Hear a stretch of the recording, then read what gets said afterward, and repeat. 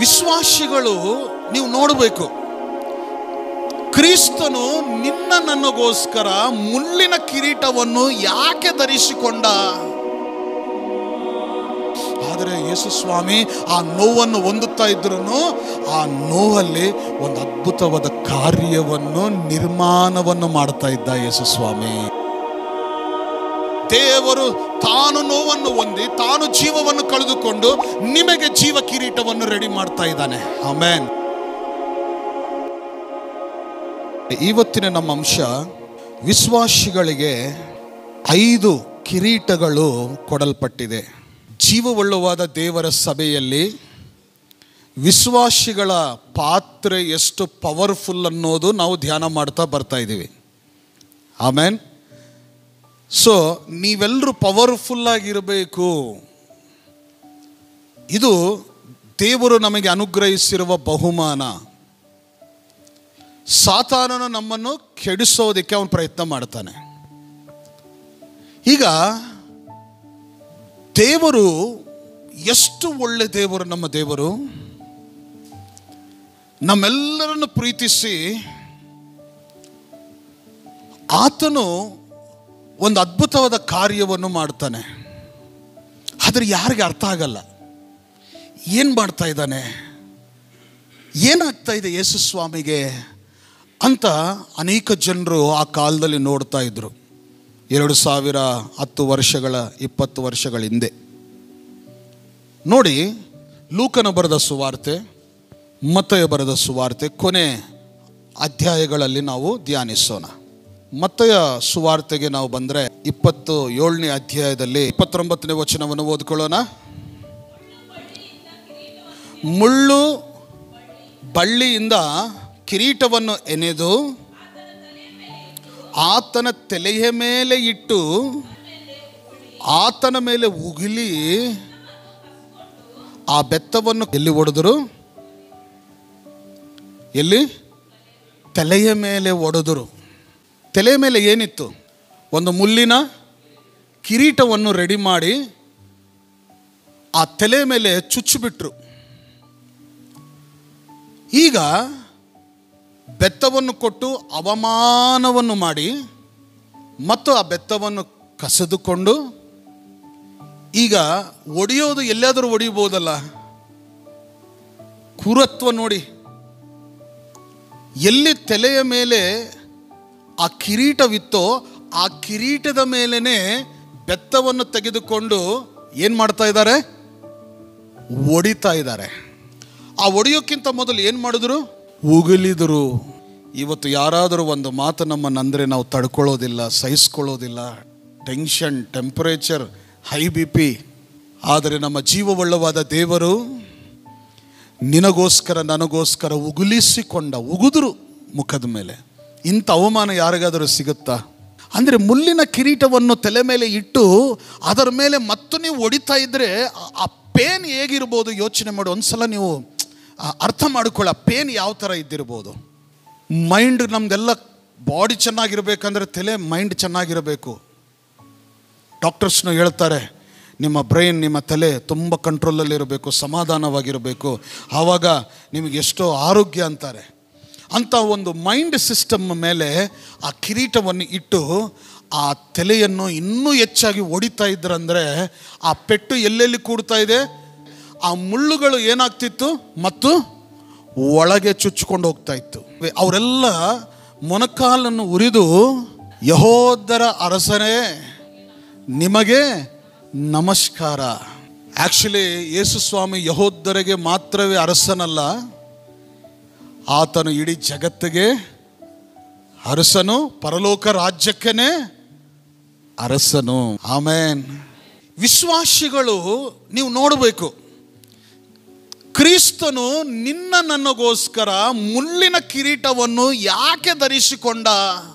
ಮುಳ್ಳಿನ ಕಿರೀಟವನ್ನು ಹೊಡಿತಾ ಇದ್ರೆ ಆತನ ತಲೆಯ ಒಳಗೆ ಮುಳ್ಳುಗಳು ಚುಚ್ಚಿಕೊಂಡು ಹೋಗ್ತಾ ಇದ್ರೂ ಆತನು ಸಹಿಸಿಕೊಂಡು ದುಃಖ ಪಡಿತಾ ಇದ್ದ, ನೋವನ್ನು ಅನುಭವಿಸ್ತಾ ಇದ್ದ. ಯಾಕೆ? ಸಾತಾನನ ಅನ್ಕೊಂಡ್ಬಿಟ್ಟ, ಆಹಾ ನೋಡಿದ್ರ ಹೇಗೆ ಜಜ್ತಾ ಇದ್ದೀನಿ ಯೇಸು ಸ್ವಾಮಿಯನ್ನು, ಹೇಗೆ ನಾನು ಅವಮಾನ ಮಾಡ್ತಾ ಇದ್ದೀನಿ ಅಂತ ಅವನು ಅನ್ಕೊಳ್ತಾ ಇದ್ದಾನೆ. ಆದರೆ ಯೇಸು ಕ್ರಿಸ್ತನು ಆ ನೋವನ್ನು ಅನುಭವಿಸ್ತಾ ಇದ್ರೂ, ಆ ಕಿರೀಟವನ್ನು ಧರಿಸಿಕೊಂಡು ಆ ದುಃಖವನ್ನು ಅವಮಾನವನ್ನು ಹೊಂದಿಕೊಳ್ಳುತ್ತಾ ಇದ್ರೂ ಆತನು ಒಳಗೆ ಒಂದು ನೂತನವಾದ ಕಾರ್ಯವನ್ನು ಮಾಡ್ತಾ ಇದ್ದ.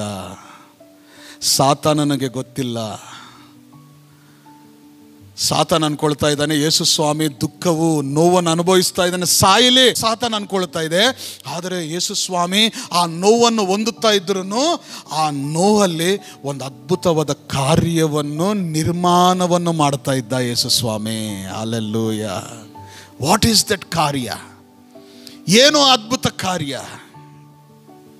ನಿನ್ನ ನನಗೋಸ್ಕರ ಪ್ರಾಣವನ್ನು ಕೊಟ್ಟು ಆ ಅವಮಾನಕರವಾದ ಅಡವಿಯಲ್ಲಿರುವ ಮುಳ್ಳುಗಳನ್ನು ತಂದು ಕಿರೀಟವಾಗಿ ಇಟ್ಟು ಅವರು ಅವಮಾನ ಪಡಿಸ್ತಾ ನೋವಿಂದ ತುಂಬಿರುವ ಆ ಕಿರೀಟದಿಂದ ದೇವರು ಒಂದು ಉತ್ತಮವಾದ ಕಿರೀಟವನ್ನು ಮಾಡ್ತಾ ಇದ್ದಾನೆ. ಹೇಳ್ರಿ hallelujah. He is in the work. He is not only receiving the pain which is given to him, along with that pain he working for every believer. ಇವತ್ತು ವಿಶ್ವಾಸಿಗಳಿಗಿರಬೇಕು, ನೀವೆಲ್ಲರೂ ನೋವುಗಳಿರ್ತಾವೆ, ದುಃಖಗಳಿರ್ತಾವೆ, ಸಹಿಸಿಕೊಳ್ಳಲಾರದಷ್ಟು ನೋವುಗಳನ್ನು ನಿಮ್ಮ ಜೀವನದಲ್ಲಿ ಬರ್ಬೋದು. ಆದರೆ ಆ ನೋವುಗಳಲ್ಲಿ ದೇವರೊಂದು ಅವಕಾಶ ಕೊಡ್ತಾನೆ ಒಂದು ನೂತನವಾದ ಕಾರ್ಯವನ್ನು ಮಾಡೋದಕ್ಕೆ. ಹೇಳ್ರಿ amen. This is the believers quality. ಅನ್ಯರು ಹೇಗಿರ್ತಾರಂದರೆ, ನೋವನ್ನು ಬಂದರೆ ಅವರು ಬಿದ್ದು ಬಿಡ್ತಾರೆ. ನೋವು ಬಂದರೆ ಅವರು ಹಾಸಿಗೆ ಮೇಲೆ ಮಲ್ಕೊಂಡು ಬಿಡ್ತಾರೆ. ಏನಾದರೂ ಸಂಕಟ ಅವಮಾನ ಬಂದುಬಿಟ್ರೆ ಅವರು ಎದ್ದೇಳಿ ಬರೋಕ್ಕಾಗಲ್ಲ. ಯಾಕಂದರೆ ಅವರಲ್ಲಿ ಅದ್ಭುತ ಕಾರ್ಯ ಇಲ್ಲ. ಯೇಸು ಕ್ರಿಸ್ತನನ್ನು ನಂಬಿಕೊಂಡಿರುವ ನಿಮ್ಮೆಲ್ಲರಲ್ಲಿ ನೋವು ಇದ್ದರೂ ದುಃಖ ಇದ್ದರೂ ನಿಮ್ಮಲ್ಲಿ ಒಂದು ಪಾಸಿಟಿವ್ ಒಂದು ಬಲವು ದೇವರು ಏನಿಟ್ಟಿದ್ದಾನಂದರೆ, ನೀವು ಒಂದು ನೂತನವಾದ ಕಾರ್ಯವು ನೋವಲ್ಲೇ ಕೂತ್ಕೊಂಡು ಮಾಡೋದಕ್ಕೆ ದೇವರು ಒಂದು ಅವಕಾಶ ಕೊಟ್ಟಿದ್ದಾನೆ.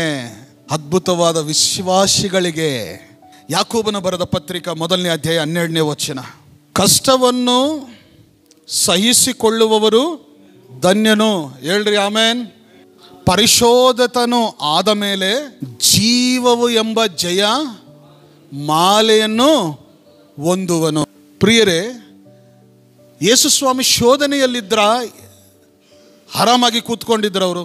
ಯೋಬ ಗ್ರಂಥದಲ್ಲಿ ಅಂತಾನೆ, ಯೋಬನು ಒಂದು ಅಧ್ಯಾಯದಲ್ಲಿ ನಾವು ನೋಡ್ತೀವಿ, ನಾನು ಹುಟ್ಟಿದ್ದೇ ದರಿದ್ರ, ನಾನು ಹುಟ್ಟಿದ್ದೇ ವೇಸ್ಟ್, ನಾನು ಯಾಕೆ ಸಾಯಲಿಲ್ಲ, ಹುಟ್ಟುವಾಗಲೇ ನಾನು ಯಾಕೆ ಸಾಯಲಿಲ್ಲ, ಈ ಬದುಕು ಯಾಕೆ ನನಗೆ ಜನ್ಮ, ಅಯ್ಯೋ ನನಗೆ ಆವಾಗಲೇ ನಾನು ತೀರ್ಕೊಂಡ್ಬಿಟ್ರೆ ಚೆನ್ನಾಗಿರ್ತಿತ್ತು, ಆ ತಾಯಿ ಗರ್ಭದಲ್ಲೇ ಸತ್ತರೆ ಒಳ್ಳೇದಾಗ್ತಿತ್ತು ಅಂತ ತನ್ನನ್ನು ತಾನು, ಅಂದರೆ ತನಗೆ ಬಂದಿರುವ ಶೋಧನೆ ಇಂಥ ಶೋಧನೆ ಅಲ್ಲ, ಆ ಶೋಧನೆಯಲ್ಲಿ ತನ್ನನ್ನು ತಾನೇ ಬೈಕೊಳ್ತಾ ಇದ್ದಾನೆ. ಬೇರೆಯವ್ರನ್ನ ಒಂದು ಮಾತು ಅಂದಿಲ್ಲ. ಪ್ರಿಯರೇ, ನಮ್ದು ಉಲ್ಟಾ ಇರುತ್ತೆ. ನಮ್ಮನ್ನು ಬೈಕೊಳ್ಳೋದಿಲ್ಲ, ನಾವು ಇನ್ನೊಬ್ಬರನ್ನು ಬೈತಾ ಇರ್ತೀವಿ. ಮೊನ್ನೆ ಬುಧವಾರ ಯಮಕನ್ಮರಡಿಯಲ್ಲಿ ನಾನು ಡೆಲಿವರಿ ಕೊಡುವಾಗ ಆ ಅಂಗಡಿ ಮಾಲಕು ಒಬ್ಬನು ಕೈ ತೋರಿಸಿ ಬೈತಾ ಇದ್ದ, ಹೊಲಸು ಮಾತಿಂದ ಬೈತಾ ಇದ್ದ. ನಾನಂದೆ, ಸರ್ ಯಾಕೆ ಬೈತೀರಾ ಬೆಳಗ್ಗೆ ಬೈಬೇಡ್ರಿ ಸರ್ ಅಂದೆ.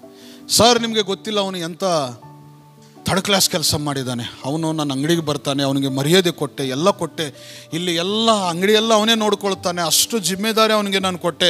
ಆದರೆ ಅವನು ನನ್ನ ಬೆನ್ನೆ ಹಿಂದೆ ಏನೇನೋ ಮಾಡಿಸ್ತಾ ಇದ್ದಾನೆ. ಏನು ಮಾಡಿಸಿದಾನಪ್ಪ ಅಂದರೆ, ಅವನು ಮಾಟಮಂತ್ರ ಮಾಡಿಸಿದಾನೆ ಸರ್. ಆವಾಗಿಂದ ನನ್ನ ಬಿಸ್ನೆಸ್ ಇಲ್ಲ, ಆವಾಗಿಂದ ನನಗೆ ಸಮಸ್ಯೆ, ಆವಾಗಿಂದ ನನ್ನ ಜೀವನದಲ್ಲಿ ಏನೇನೋ ಆಗ್ತಾ ಇದೆ, ನನಗೆ ನೆಮ್ಮದಿ ಇಲ್ಲ. ಯಾರು ಹೇಳಿದ್ರಪ್ಪ ಅಂತಂದರೆ, ನಾನು ಒಂದು ಕಡೆ ಹೋಗಿದ್ದೆ, ಅಲ್ಲಿ ಹೇಳಿದ್ರು ಸರ್ ಇವನೇ ಮಾಡಿಸಿದ್ದಾನೆ. ಸರ್, ಮೊದಲು ಅವನದು ಬಿಟ್ಟು ಬಿಡು, ಅವನಿದಾನಂತ ನಿನ್ನ ಮರೆತು ಬಿಡು. ಫಸ್ಟ್ ನೀನು ಹೇಗಿದೀಯ, ನಿನ್ನಲ್ಲಿ ಏನಿದೆ, ಏನಿರಬೇಕು ಏನಿರಬಾರದು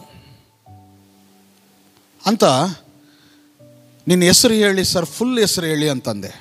ಹೇಳಿದರು, ನನ್ನ ಹೆಸರು ಆನಂದ್ ಮೇತ್ರಿ ಅಂತ ಹೇಳಿದರು. ಆವಾಗ ಆನಂದ್ ಅವರೇ, ನಿನ್ನ ಜೀವನದಲ್ಲಿ ಏನೇನು ನಿರ್ಲಕ್ಷಣೆಗಳಿದಾವಂತ ನಾನು ಪಟ ಹೇಳಿದ್ದೆ. ಕರೆಕ್ಟ್ ಸರ್, ಅದೇ ಆಗ್ತಾ ಇದೆ ಅಂತ. ಮತ್ತು ಅವನಿಗೆ ಯಾಕೆ ಬೈತಾ ಇದೆಯಾ ಮೊದಲು ಅಂತ. ಇಲ್ಲ ಸರ್, ಅವನು ಆ ಥರ ಮಾಡಿಸಿದ್ದಾನೆ. ಆ ಥರ ನೀನು ನಂಬಿಕೆ ಇಡಬೇಡ. ಫಸ್ಟ್ ಮೊದಲು ನಿನ್ನಲ್ಲಿರುವ ನಿರ್ಲಕ್ಷಣೆಗಳನ್ನು ದೂರ ಮಾಡು, ಆಮೇಲೆ ದೇವರ ಅದ್ಭುತ ಕಾರ್ಯ ನಿನಗೆ ಕಾಣಿ ಬರುತ್ತೆ ಅಂತ ನಾನು ಹೇಳಿದ್ದೆ. ಆಮೇಲೆ ನಾನು ಶನಿವಾರ ನಿನ್ನೆ ಹೋಗಿದ್ದೆ. ಹೋಗಿದ ಮೇಲೆ ಅವನೇನಂತಾನೆ, ಸರ್ ನೀನು ಹೇಳಿದ ಮೇಲೆ ನನಗೆ ಕಣ್ಣು ತೆರೆಯಲ್ಪಟ್ಟಿದೆ ಅಂತ ಇದ್ದ. ನೀನು ಹೇಳಿದ ಮೇಲೆ ನನಗೆ ಜ್ಞಾನ ಬಂದಿದೆ ಸರ್, ದೇವರೇ ನಿನ್ನನ್ನು ಕಳಿಸ್ಕೊಟ್ಟಿದ್ದಾನೆ ಆ ದಿನ, ಇಲ್ಲಾದರೆ ನಾನು ಅವನ ಜೊತೆ ಏನೇನೋ ಮಾಡ್ತಿದ್ದೆ. ಆದರೆ ನೀನು ಹೇಳಿದ ಮೇಲೆ ನನಗೆ ನೆಮ್ಮದಿ ಬಂತು, ಸಮಾಧಾನ ಬಂತು, ತಿಳುವಳಿಕೆ ಬಂತು, ಜ್ಞಾನ ಬಂತು. ಮತ್ತೊಮ್ಮೆ ನಾನು ಹೋಗಿ ಇನ್ನೊಬ್ಬರನ್ನ ಕೇಳಿದ್ರೆ ಯಾರು ನಿನಗೇನು ಮಾಡಿಸಿಲ್ಲಪ್ಪ ಅಂತಂದರು. ಅಲ್ಲೆಲ್ಲೂಯ್ಯ.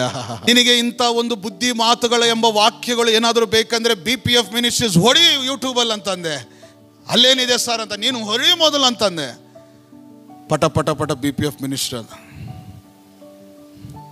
ಹೊಡಿದ ತಕ್ಷಣವೇ ಕನ್ನಡ ವಾಕ್ಯಗಳು ಬರೋದು ಸ್ಟಾರ್ಟ್ ಆಯಿತು. ಅಯ್ಯೋ ಸರ್ ನೀವು ಇಲ್ಲಿದ್ದೀರಲ್ಲ. ಹೌದು ನಾನೇ ಇದ್ದೀನಪ್ಪ ಅಲ್ಲೇ ಅಂತಂದೆ. ಸರ್ ಈ ಥರ ನೀವಿದು ಏನು ಈ ಕೆಲಸ ಮಾಡ್ತಾ ಇದ್ದೀರಾ? ಇದು ನನ್ನ ಪಾರ್ಟ್ ಟೈಮ್ ಅಪ್ಪ, ನಂದು ಇದೇ ಕೆಲಸ ಮೇನು, ಇದು ಪಾರ್ಟ್ ಟೈಮ್, ನನಗೆ ಯಾರು ಸಿಕ್ಕಲಿಲ್ಲ, ನಾನೇ ದುಡಿತಾ ಇದ್ದೀನಿ, ನಾನೇ ಪ್ರಯಾಸ ಪಡ್ತಾ ಇದ್ದೀನಿ, ಇನ್ನೊಬ್ಬರಿಗೆ ಕೊಡೋಕ್ಕಿಂತ ನಾನೇ ದುಡಿತಾ ಇದ್ದೀನಿ, ಆ ಸಂಬಳ ನಾನೇ ತೊಗೊಳ್ತಾ ಇದ್ದೀನಿ. ಏನು ಸರ್ ಏನು ಅದ್ಭುತ ಸರ್, ಕ್ಷಮಿಸಿ, ನೀವು ಹೇಳಿದ ಮಾತುಗಳಿಗೆ ನನಗೆ ಜ್ಞಾನ ಬಂತು, ನನಗೆ ಗೊತ್ತಾಯಿತು ವಾಸ್ತವವು ಏನಾಗಿದೆ, ಸತ್ಯವು ಏನಿದೆ ಅಂತ ಗೊತ್ತಾಗಿದೆ. ಅದಕ್ಕೆ ಆ ಮನುಷ್ಯನನ್ನು ನಾನು ಕ್ಷಮಿಸಿಬಿಟ್ಟೆ ಅಂತಂದ. ಆಮೇನ್. ನಾನಂದೆ, ಯಾವಾಗಲೂ ಯಾರನ್ನು ನೀನು ತೊಂದರೆ ಪಟ್ಟು ಏನು ಅನ್ಬೇಡ. ಮೊದಲನೇದು ನಿನ್ನಲ್ಲಿರುವ ನಿರ್ಲಕ್ಷಣೆಗಳು ಏನೋ ತಿಳಿದುಕೋ, ಆಮೇಲೆ ದೇವರು ನಿನ್ನನ್ನು ಪರ್ಫೆಕ್ಟಾಗಿ ಮಾಡ್ತಾನೆ. ಯಾವಾಗ ನೀನು ಕರೆಕ್ಟ್ ಆಗಿದ್ದರೆ ಯಾವನು ಯಾವ ಬಲ ಯಾವ ಮಾಟ ಮಂತ್ರ ನಿನ್ನನ್ನು ಏನು ಮಾಡೋಕ್ಕಾಗಲ್ಲ ಅಂತಂದೆ. ಹಲ್ಲೆಲೂಯಾ. ಕೆಟ್ಟ ಕೆಟ್ಟ ಮಾತುಗಳು ಅನಿಸ್ಕೊಳ್ತಾ ಇದ್ರು ದೇವರೊಂದು ಅದ್ಭುತ ಕಾರ್ಯ ಮಾಡ್ತಾ ಇದ್ದಾನೆ. ಆಮೇನ್. ಒಂದು ಅದ್ಭುತ ಕಾರ್ಯ ಮಾಡ್ತಾ ಇದ್ದಾನೆ. ಏನು ಆ ಕಾರ್ಯ ಅಂತಂದರೆ, ತಾನು ನೋವನ್ನು ಅನುಭವಿಸಿ ನಿನಗೆ ಯಾವ ಕಿರೀಟವನ್ನು ಕಟ್ಟುತ್ತಾ ಇದ್ದಾನೆ? ದ ಲೈಫ್ ಆಫ್ ಕ್ರಾನ್, ಜೀವವುಳ್ಳವಾದ ಕಿರೀಟವನ್ನು ನನ್ನ ಮಕ್ಕಳಿಗೆ ಬೇಕು, ನನ್ನ ವಿಶ್ವಾಸಿಯರಿಗೆ ಬೇಕು, ನನ್ನ ಜನರಿಗೆ ಬೇಕು ಅಂತ ಆ ಒಂದು ಜೀವ ಕಿರೀಟವನ್ನು ನಿನಗೆ ನನಗೆ ಸಭೆಯಲ್ಲಿರೋ ಎಲ್ಲರಿಗೆ ಅವ್ರ ತಲೆಯ ಮೇಲೆ ಹಾಕೋದಿಕ್ಕೆ ದೇವರು ಸಿದ್ಧಪಡಿಸ್ತಾ ಇದ್ದಾನೆ. ಹೇಳ್ರಿ ಆಮೇನ್.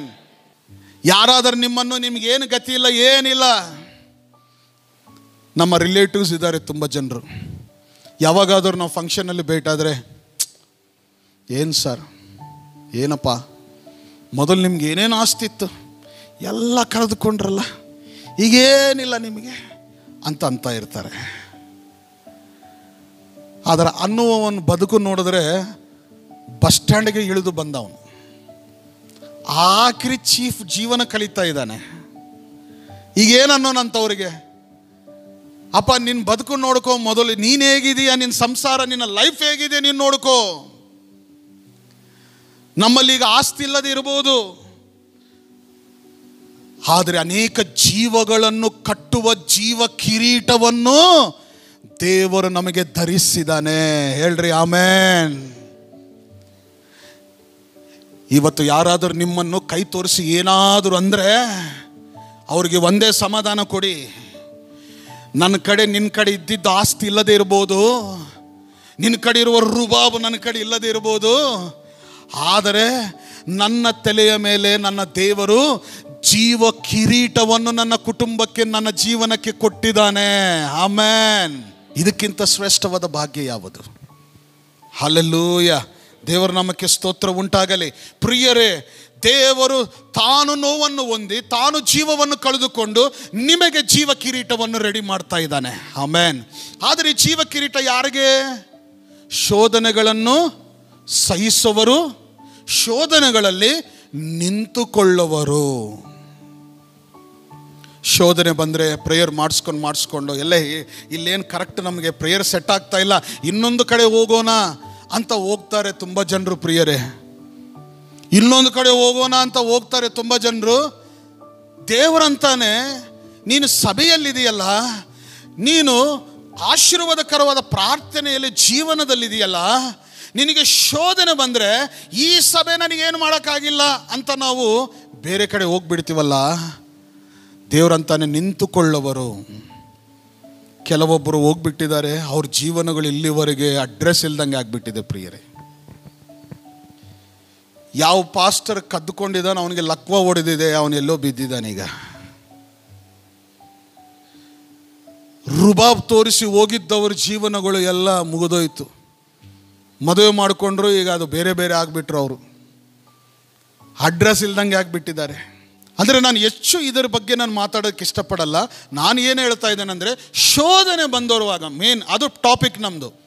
ಯಾರು ಬಿಟ್ಟು ಹೋದರೋ ಯಾರು ಹೋಗ್ತಾರೋ ಅದಲ್ಲ ಮೇನ್. ಶೋಧನೆ ಬಂದರೆ ನೀನಿರುವ ಪ್ರಾರ್ಥನೆಯಲ್ಲೇ ನೀನು ನಿಂತುಕೋ. ಶೋಧನೆ ಬಂದರೆ ನೀನಿರುವ ವಾಕ್ಯದಲ್ಲೇ ನಿಂತುಕೋ. ಶೋಧನೆ ಬಂದರೆ ನೀನಿರುವ ಸಭೆಯಲ್ಲೇ ನಿಂತುಕೋ. ಯಾಕಂದರೆ ಸಭೆಯಲ್ಲಿದ್ದವರು ನಿನಗೋಸ್ಕರ ನಾಳೆ ಸಾಕ್ಷ್ಯವನ್ನು ಕೊಡಬೇಕು. ಈ ಸಹೋದರಿ ಈ ಸಹೋದರನು ಶೋಧನೆ ಬಂದರೂ ನಿಂತುಕೊಂಡ, ಜೀವ ಕಿರೀಟ ಎಂಬ ಬಲವನ್ನು ಹೊಂದಿಕೊಂಡಿದ್ದಾನೆ ಅಂತ ಸಭೆಯಲ್ಲಿದ್ದವರು ಸಾಕ್ಷ್ಯವು ಕೊಡಬೇಕು. ಶೋಧನೆ ಬಂದರೆ ಓಡೋಗ್ಬಿಟ್ರು ಅಂತ ಸಾಕ್ಷ್ಯ ಸಂಪಾದನೆ ಮಾಡಬಾರದು. ಶೋಧನೆ ಬಂದರೆ ನಾನು ನಿಂತುಕೊಂಡು ಸಾಧನೆ ಮಾಡಿದ್ದೀನಿ ಅಂತ ಸಾಕ್ಷ್ಯವನ್ನು ಸಂಪಾದನೆ ಮಾಡಬೇಕು. ಯಾಕೆ ಗೊತ್ತಾ? ದೇವರು ನಿನಗೆ ಕಿರೀಟವನ್ನು ಕೊಟ್ಟಿದ್ದಾನೆ. ಆಮೆನ್. ಜೀವವುಳ್ಳವಾದ ಕಿರೀಟವನ್ನು ಕೊಟ್ಟಿದ್ದಾನೆ. ಹಲ್ಲೆಲೂಯಾ.